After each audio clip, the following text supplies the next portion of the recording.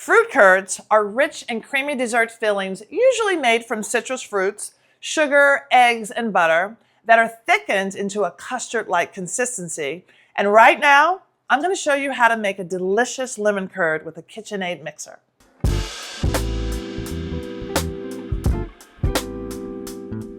Now the first thing, I have washed these lemons really well. You want to get off any wax. And then it's really just taking the zest off. Try not to get any pith. You're going to just roughly chop this. All the flavor is in the zest. We're going to add a cup of sugar to the lemon zest. We're essentially making a lemon sugar. Watch this sugar turn into this beautiful yellow color. And if it's not completely smooth, it's okay because you're gonna strain it, okay?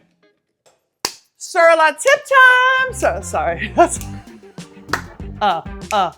Okay, I'm just saying. If you wanted to stop here and use lemon sugar for something to sprinkle on a dessert, you can sprinkle it over biscuits if you're making like biscuits. You can sprinkle it over cream with berries. You can use it with salt and fish. You can add an herb like lemon basil sugar, a lemon tarragon sugar. There's so many applications. To our lemon sugar, we need to add some lemon juice.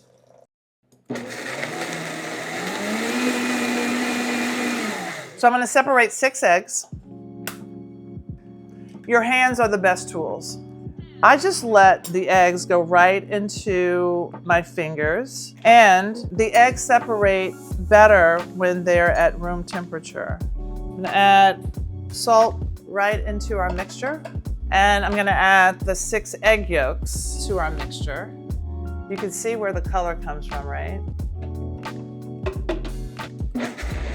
So you just blend in to bring it together. And now we're gonna add butter. So the butter has to be room temperature so that it incorporates. So here, you wanna mix in the butter completely. And so you can tell you're getting that sort of vortex in your blender.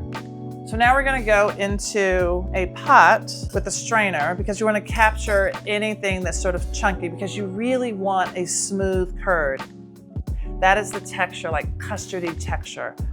So flexible spatula, and we're just gonna work that into our pot.